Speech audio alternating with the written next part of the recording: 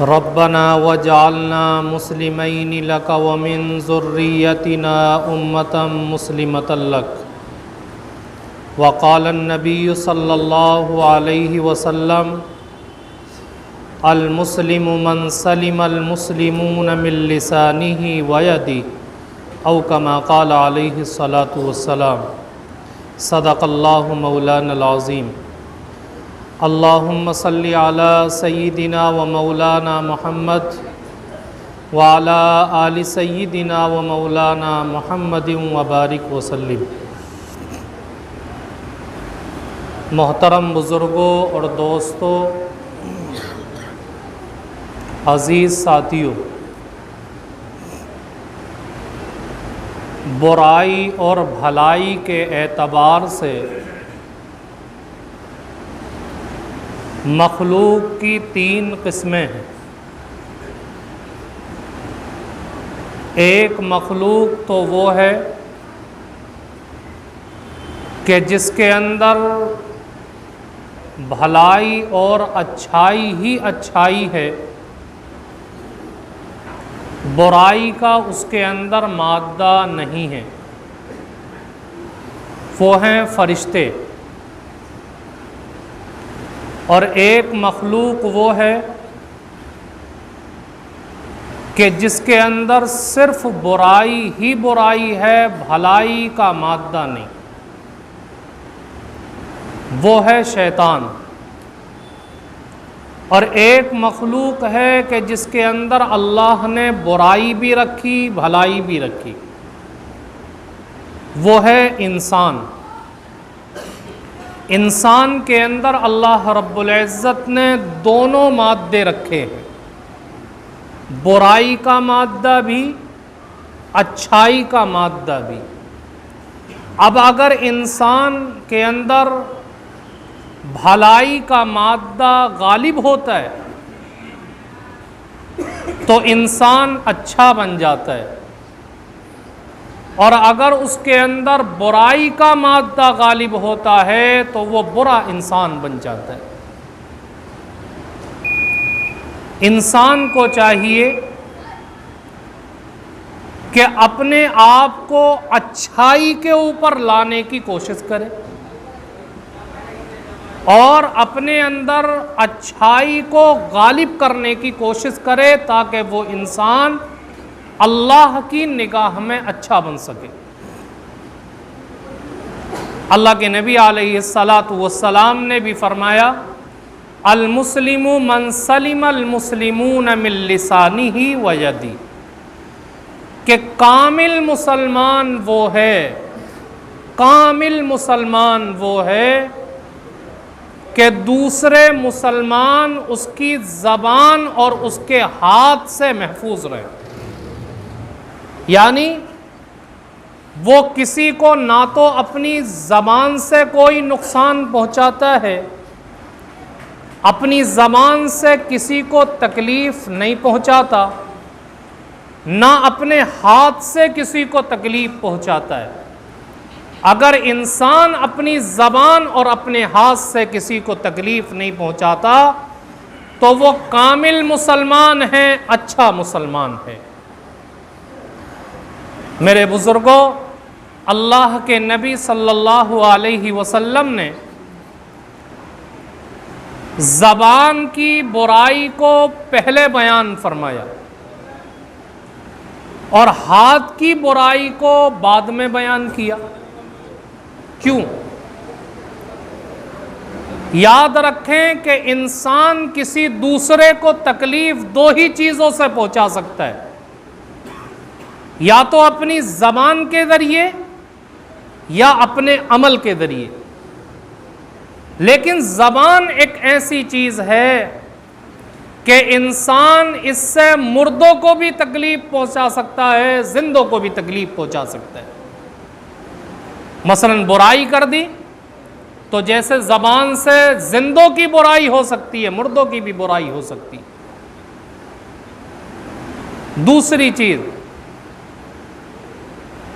زبان سے طاقتور بھی نقصان پہنچا سکتا ہے، کمزور بھی نقصان پہنچا سکتا ہے، لیکن ہاتھ سے کسی کو مارنا یہ طاقتور ہی انسان کر سکتا ہے۔ اور تیسری چیز، اگر انسان اپنے ہاتھ سے کسی کو نقصان پہنچا دے تو ہاتھ سے مار کا زخم جلدی بھر جاتا ہے، لیکن اگر زبان سے کسی کو کوئی زخم دیتا ہے تو وہ زخم جلدی نہیں بڑھتا۔ اس لیے اللہ کے نبی نے زبان کی برائی کو پہلے بیان فرمایا کہ جو اپنی زبان سے، اپنے ہاتھ سے دوسرے مسلمانوں کو محفوظ رکھے، تکلیف نہ پہنچائے، وہ کامل مسلمان۔ میرے بزرگوں یاد رکھیں کہ ہم اپنی زندگی کے اندر یہ غور و فکر کریں کہ ہمارے کسی عمل سے کسی کو تکلیف تو نہیں ہو رہی۔ اگر ہمارے کسی بھی عمل سے کسی کو تکلیف ہوتی ہے تو اس سے اپنے آپ کو بچائیں۔ اگر ہم اللہ کے نبی علیہ السلام کی ذات اقدس کو دیکھیں تو حضرت عائشہ رضی اللہ تعالی عنہا فرماتی ہیں کہ اللہ کے نبی علیہ السلام میرے کمرے کے اندر آرام فرما رہے ہیں، تہجد کا وقت ہو گیا، اللہ کے نبی علیہ السلام آہستہ سے اٹھتے ہیں، حضرت عائشہ سوئی ہوئی ہے اور پیر میں چپل پہنے بغیر ہی چل دیتے، کہتی ہیں کہ میری آنکھ کھل جاتی ہے، میں معلوم کرتی ہوں اللہ کے نبی آپ نے اپنے پیروں کے اندر چپل کیوں نہیں پہنے؟ اللہ کے نبی کہتے ہیں عائشہ میں اس لیے ننگے پیر جانے لگا کہ کہیں ایسا نہ ہو کہ میرے چپلوں کی آہٹ سے تمہاری نیند ٹوٹ جائے، تمہاری نیند کے اندر خلل واقع ہو جائے تو تمہیں تکلیف پہنچے گی، اس لیے میں ننگے پیر چل دیا۔ اللہ کے نبی علیہ السلام کس سے کہہ رہے ہیں؟ اپنی بیوی حضرت عائشہ رضی اللہ تعالی عنہا سے۔ میرے بزرگوں وہ بیوی ہے، اگر آنکھ کھل بھی جاتی ہے تو کوئی حرج والی بات نہیں ہے کیونکہ بیوی ہے، لیکن اللہ کے نبی اپنے گھر والوں کے بھی آرام کا خیال رکھ رہے ہیں کہ ان کو تکلیف نہ پہنچے۔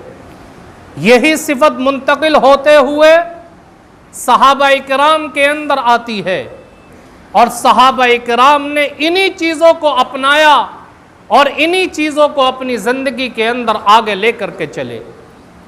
ایک مرتبہ حضرت عمر رضی اللہ تعالیٰ عنہ حضرت ابو بکر صدیق رضی اللہ تعالیٰ عنہ سے ملنے کے لیے آئے، اور یہ وہ زمانہ تھا کہ حضرت ابو بکر صدیق رضی اللہ تعالیٰ عنہ کی خلافت کا زمانہ ہے۔ جب ملنے کے لیے آئے تو دیکھا کہ ان کے پاس ایک پرچہ پڑا ہوا ہے، اس پرچے کے اندر، اس لسٹ کے اندر معذوروں اور کمزوروں کے نام لکھے ہوئے کہ ان کو خدمت کی ضرورت ہے۔ صحابہ کرام کے زمانے میں ایسا ہوتا تھا کہ جو بوڑھے کمزور ہوا کرتے تھے، جن کا کوئی سہارا نہیں ہوتا تھا، تو صحابہ کرام ان کی خدمت اپنے ذمے لے لیا کرتے تھے۔ تو اس لسٹ کے اندر ان کمزوروں اور ضرورت مندوں کے نام لکھے ہوئے، اور جس صحابی نے خدمت اپنے ذمے لی ہے اس کے آگے اس کا نام لکھا ہوا ہے۔ حضرت عمر رضی اللہ تعالیٰ عنہ نے اس لسٹ کو اٹھا کر کے پڑھا، دیکھا کہ پوری لسٹ کے اندر ایک بوڑھی عورت کا نام لکھا ہے کہ اسے خدمت کی ضرورت ہے، لیکن آگے خدمت کرنے والے کا نام نہیں لکھا۔ چنانچہ حضرت عمر رضی اللہ تعالیٰ عنہ نے اس عورت کا پتہ نوٹ کیا اور دل میں خیال کیا کہ کل سے میں اس کی خدمت کر دیا کروں گا۔ جب اگلا دن آیا تو حضرت عمر رضی اللہ تعالیٰ عنہ فجر کی نماز پڑھ کر کے اس بوڑھی عورت کے گھر گئے، جا کر کے دروازہ کھٹکھٹایا، اندر سے آواز آئی، کون؟ کہا میں عمر فاروق ہوں، آپ کی خدمت کے لیے آیا ہوں۔ اس بوڑھی عورت نے کہا کہ بیٹا، خدمت کرنے والا آیا تھا اور خدمت کر کے چلا گیا۔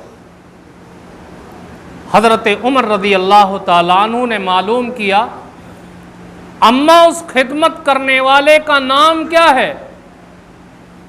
وہ عورت کہتی ہے کہ کبھی میں نے اس کا نام معلوم ہی نہیں کیا اور نہ ہی اس نے کبھی اپنا نام مجھے بتایا۔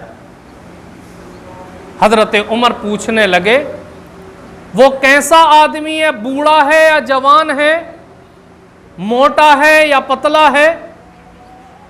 حضرت عمر رضی اللہ تعالیٰ عنہ کے معلوم کرنے پر بوڑھی عورت نے بتایا کہ بیٹا، آج تک میں نے کبھی اس کو دیکھا نہیں ہے۔ وہ جب خدمت کے لیے آتا ہے تو کہتا ہے کہ اماں پردہ کر لو، میں کمرے کے اندر بیٹھ کر پردہ کر لیتی ہوں۔ وہ آتا ہے اور خدمت کر کے چلا جاتا ہے، میں نے کبھی اس کو نہیں دیکھا۔ حضرت عمر رضی اللہ تعالیٰ عنہ سوچنے لگے کہ اگلے دن آ کر کے دیکھتا ہوں کہ وہ خدمت کرنے والا کون ہے۔ چنانچہ اگلے دن تہجد کی نماز پڑھ کر کے فجر سے پہلے آ گئے اور آ کر کے پھر دروازہ کھٹکھٹایا۔ بوڑھی نے پوچھا، کون؟ کہا اماں میں خدمت کرنے کے لیے آیا ہوں۔ جواب آیا کہ خدمت کرنے والا آیا تھا اور خدمت کر کے چلا گیا۔ پہلے زمانے کے اندر گھروں میں پانی کا انتظام نہیں ہوتا تھا، باہر کنووں اور چشموں کے اوپر پانی ہوتا تھا، باہر سے مشکیزے میں بھر کر کے پانی لاتے اور گھر کے برتنوں کو بھر دیا کرتے تھے، گھر کے اندر جھاڑو لگا دیتے، برتن جو گندے ہوتے تھے ان کو صاف کر دیا کرتے تھے۔ تو بوڑھی عورت نے کہا کہ بیٹا، آج بھی خدمت کرنے والا آیا تھا، کر کے چلا گیا۔ حضرت عمر رضی اللہ تعالیٰ عنہ سوچنے لگے کہ میں اس انسان کو دیکھنا چاہتا ہوں کہ جو خدمت بھی کر کے چلا جاتا ہے اور لسٹ کے اندر اس نے اپنا نام بھی نہیں لکھا۔ اگلے دن عشاء کی نماز پڑھ کر ہی اس بوڑھی عورت کے گھر پر آ کے بیٹھ گئے دروازے پر۔ جب رات کا اندھیرا چاروں طرف چھا گیا، سارے کے سارے افراد سو گئے، نیند کی آغوش میں چلے گئے، ہر طرف سناٹا چھا گیا، تو دیکھا کہ ایک شخص دھیرے دھیرے قدموں سے آ رہا ہے اور اس نے اپنی جوتیوں کو اپنی بغل کے اندر دبا رکھا ہے۔ جیسے ہی وہ شخص آیا، حضرت عمر رضی اللہ تعالیٰ عنہ اٹھ کر کھڑے ہو گئے اور کہا کہ تم کون ہو؟ کہا کہ میں ابو بکر صدیق ہوں۔ حضرت عمر کہنے لگے، صدیق اکبر، آپ روزانہ خدمت کر کے چلے جاتے ہیں، لسٹ کے اندر آپ نے اپنا نام بھی نہیں لکھا۔ کہنے لگے، عمر، میں اللہ کو راضی کرنے کے لیے خدمت کرنے آتا ہوں، اس لیے مجھے اپنا نام لکھنے کی ضرورت نہیں ہے۔ پوچھا حضرت عمر رضی اللہ تعالیٰ عنہ نے کہ آپ نے اپنی جوتیوں کو اپنی بغل میں کیوں دبا رکھا ہے؟ حضرت عمر رضی اللہ تعالیٰ عنہ کہنے لگے، اس لیے میں ننگے پیر آتا ہوں، کہیں میرے جوتوں کی کھٹکھٹاہٹ سے کسی کی نیند نہ ٹوٹ جائے، کسی کو تکلیف نہ ہو جائے، اس لیے میں ننگے پیر آتا ہوں۔ میرے بزرگوں، سوچئے یہ کون لوگ تھے؟ خلیفہ تھے، اس وقت کی حکومت کو چلانے والے تھے، جو مسلمانوں کے امیر تھے، مسلمانوں کا خیال رکھ رہے ہیں، لوگوں کی خدمت کرنے کے لیے اپنے آپ کو راتوں رات لا رہے ہیں کہ میرا اللہ راضی ہو جائے، لیکن لوگوں کی راحت اور آرام کا اتنا خیال ہے کہ ننگے پیر آتے ہیں کہ کہیں میری کھٹکھٹاہٹ کی وجہ سے کسی کی نیند نہ ٹوٹ جائے۔ ایسا خیال تھا، ایسا جذبہ تھا لوگوں کے دلوں کے اندر کہ ہمارے کسی عمل سے کسی کو تکلیف نہیں ہونی چاہیے۔ اور یہ صرف انسانوں کے ساتھ نہیں تھا، جانوروں کے ساتھ بھی ان کا یہی رویہ تھا۔ آپ نے ایک واقعہ شاید سنا ہو حضرت عمر ابن العاص رضی اللہ تعالیٰ عنہ کا بڑا مشہور واقعہ ہے. یہ فاتح مصر تھے، مصر کو انہوں نے فتح کیا. مصر کے اندر ان کے ساتھیوں کے خیمے لگے ہوئے اور کافی دن ان خیموں کے اندر رہنا پڑا. جب وہاں کام مکمل ہو گیا تو حضرت عمر ابن العاص رضی اللہ تعالیٰ عنہ نے اپنے ساتھیوں سے کہا کام مکمل ہو چکا ہے، اب اپنے خیمے اٹھاؤ اور شہر کے اندر جا کر کے رہو، یہاں رہنے کا کوئی فائدہ نہیں. تمام لوگ اپنے خیمے اٹھانے لگے. جب حضرت عمر ابن العاص رضی اللہ تعالیٰ عنہ اپنا خیمہ اٹھانے لگے تو دیکھا کہ کبوتری نے انڈے دے دیے ہیں. انڈوں کو دیکھ کر دل میں خیال آیا اگر میں اپنا خیمہ اٹھاؤں گا تو کبوتری کے انڈے پھوٹ جائیں گے، کبوتری کو تکلیف ہوگی. اپنے خیمے کو وہیں لگا رہنے دیا اور سوچنے لگے میں بغیر خیمے کے سو سکتا ہوں، بغیر خیمے کے رہ سکتا ہوں، لیکن اس کبوتری کو اپنے عمل سے تکلیف نہیں دے سکتا. خیمے کو عربی کے اندر فستاد کہا جاتا ہے. آج دیکھیے فستاد نام سے پورا شہر آباد ہو چکا ہے. اس شہر کو دیکھ کر کے اس بات کی یاد آتی ہے کہ ہمارے بڑے انسان تو انسان جانوروں کی راحت کا بھی اتنا خیال رکھتے تھے. آج ہم اپنی زندگی کے بارے میں سوچیں کہ ہم کس کو تکلیف پہنچا رہے ہیں. اپنوں کو تکلیف پہنچا رہے ہیں. بھائی کو بہن سے تکلیف ہے، باپ کو اولاد سے تکلیف ہے، اولاد کو باپ سے تکلیف ہے، پڑوسی کو پڑوسی سے تکلیف ہے، مسلمان کو مسلمان سے تکلیف ہے. یہ کیوں ہم اپنے عمل سے تکلیف پہنچا رہے ہیں؟ کیا ہمیں اس بات کا احساس نہیں ہوتا؟ اللہ کے نبی علیہ السلام سفر پر جانے لگے. صحابہ کرام کا مجمع آپ کے ساتھ ہے. آپ نے اعلان کیا کہ میرے ساتھ آج وہ سفر پر نہیں جا سکتا کہ جس نے اپنے پڑوسی کو تکلیف پہنچائی ہوگی. ایک شخص کھڑے ہو گئے، کہنے لگے اللہ کے نبی آج میں نے اپنے پڑوسی کی دیوار کی جڑ میں پیشاب کیا تھا، یعنی دیوار کے پاس بیٹھ کر کے پیشاب کیا. مجھے اس بات کا اندیشہ ہے کہ میرا پیشاب میرے پڑوسی کی دیوار کی بنیاد میں چلا گیا. اللہ کے نبی صلی اللہ علیہ وسلم کہتے کہ آج تم ہمارے ساتھ سفر پر نہیں جا سکتے. پڑوسی کی دیوار کے جڑ میں پیشاب کرنے کی وجہ سے اللہ کے نبی نے سفر پر لے جانے سے منع کر دیا. تو اگر ہماری زندگی کے اندر کسی کو تکلیف پہنچانا ہوگا تو کیا اللہ کے نبی ہمیں جنت میں اپنے ساتھ لے جا سکتے؟ نہیں لے جا سکتے. اس لیے میرے بزرگوں، اللہ کے نبی نے فرمایا کہ کامل مسلمان وہ ہے جو اپنی زبان اور اپنے ہاتھ سے کسی کو تکلیف نہ پہنچائے. آج بڑی بڑی ڈگریاں حاصل کر لیں، بڑی بڑی کتابیں پڑھ لیں، اچھی پوسٹ کے اوپر ہیں، سب کچھ اللہ نے سمجھ دی، جانکاری دی، لیکن زندگی کے اندر یہ سلیقہ نہیں کہ ہمارے عمل سے دوسرے کو تکلیف ہو رہی ہوگی. گاڑیاں راستوں کے اندر کھڑی کر دی، یہ خیال نہیں کہ نمازیوں کو آنے میں تکلیف ہوگی. جمعے کے دن بھیڑ زیادہ ہوتی ہے، جب گلی کے اندر گاڑیاں کھڑی ہوں گی لوگوں کو آنے اور جانے میں تکلیف ہوگی. کھڑے کر کے چلے گئے، کوئی احساس نہیں. کیا اللہ رب العزت نہیں دیکھتا؟ میرے بزرگوں، اپنے ہر عمل سے دوسروں کو راحت پہنچانے کی فکر کریں. صحابہ کرام تو وہ تھے کہ اگر ان سے کوئی ایسا عمل ہو جاتا تھا جو اختیار کے اندر نہیں لیکن ہو گیا تو اس کے اندر بھی یہ کوشش کرتے تھے کہ کسی کو تکلیف نہ پہنچے. ایک مرتبہ صحابہ کرام اللہ کے نبی علیہ السلام کے ساتھ بیٹھے ہوئے، پوری مجلس لگی ہوئی ہے، کسی ایک صحابی نے ہوا چھوڑ دی، پورے مجمع کے اندر بدبو پھیل گئی، وضو ٹوٹ گیا. اب اگر جس کا وضو ٹوٹا ہے اگر وہ کھڑا ہوگا تو بے عزتی محسوس ہوگی کہ مجمع کے اندر اس نے ریح خارج کر دی. صحابہ کرام دیکھی کتنا خیال رکھتے ہیں کہ دل نہ ٹوٹے.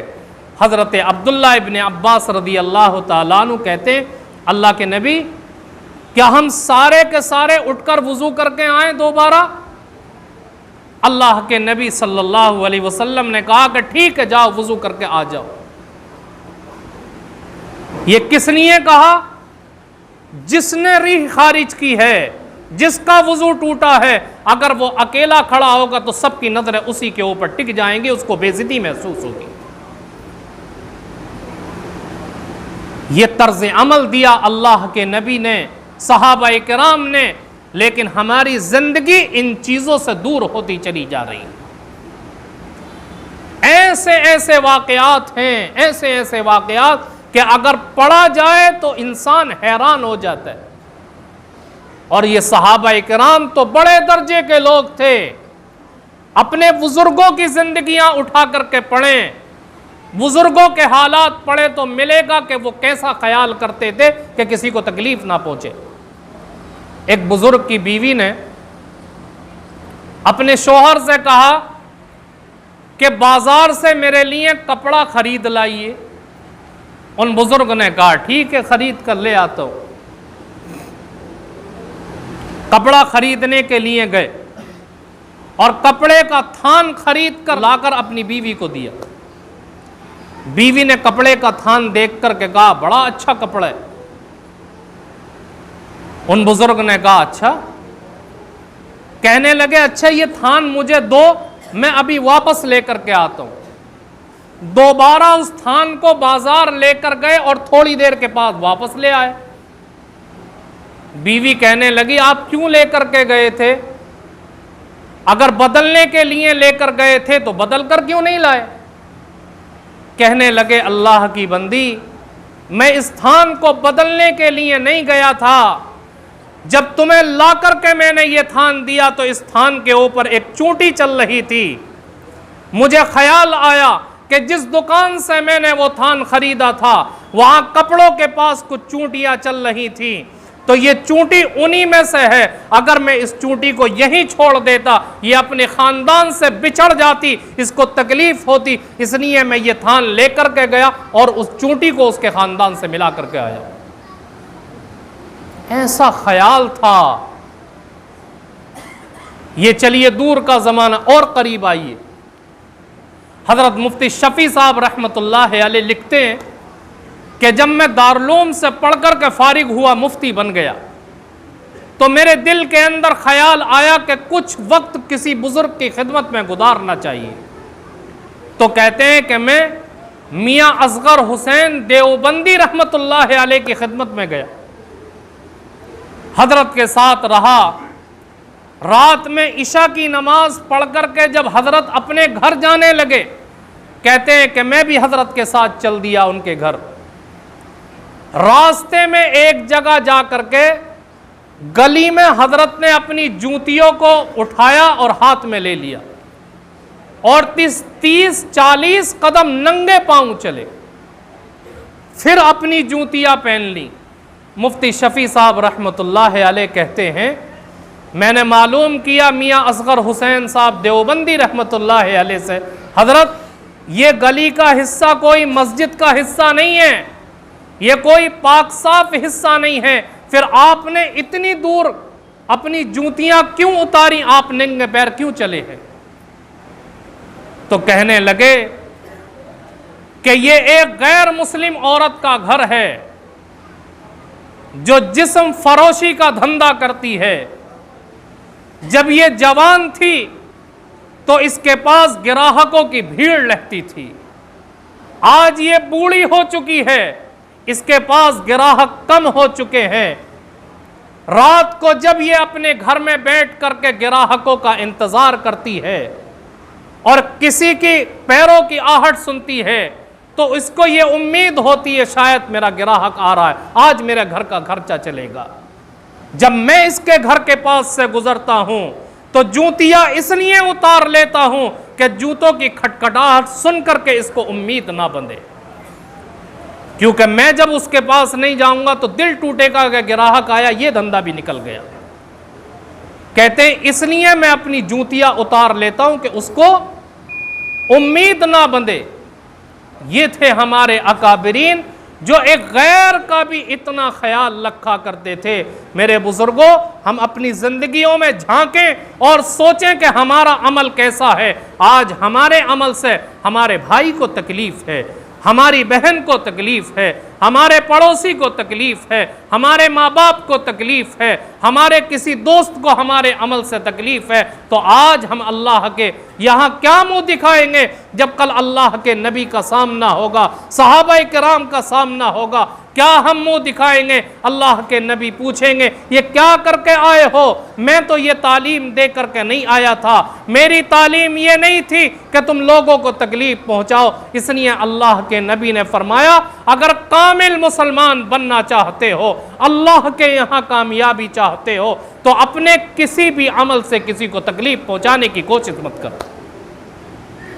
اب تکلیف انسان کئی طریقے سے پہنچا سکتا ہے، کبھی تو زبان سے پہنچاتا ہے، کبھی کسی اور طریقے سے پہنچاتا ہے۔ اللہ رب العزت نے اس کا انجام بیان فرمایا، وَيْلٌ لِّكُلِّ ہُمَزَةٍ لُمَزَةٍ، کہ بڑی ہلاکت ہے ان لوگوں کے لیے جو عیب جو اور عیب گو ہیں۔ ویل جہنم کی ایک وادی کا نام ہے جو بہت خطرناک ہے۔ اللہ اس وادی کے اندر کن لوگوں کو ڈالے گا؟ کہ جو کسی کو تکلیف پہنچاتے ہیں، جو عیب جو ہیں عیب گو ہیں، دونوں الگ الگ گناہ ہیں۔ عیب جو کس کو کہتے ہیں؟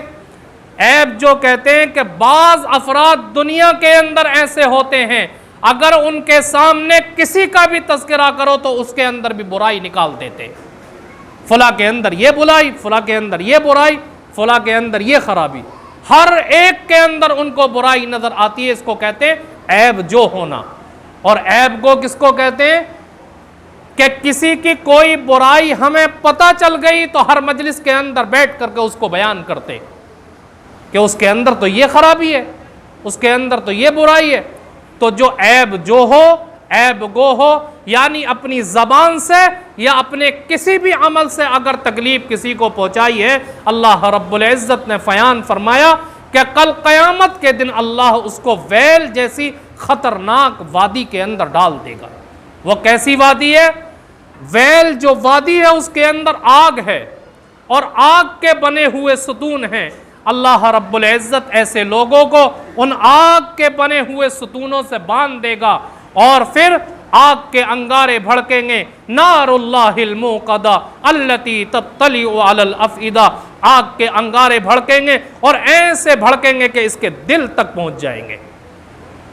اللہ اس آگ سے اس کے دل کو جلائے گا کہ تو اپنی زبان سے اپنے عمل سے دوسروں کے دلوں کو جلایا کرتا تھا دنیا کے اندر، آج جہنم کی آگ سے اللہ تیرے دل کو جلائے گا، کیونکہ جیسا عمل ہے ویسی اللہ نے سزا رکھی ہے۔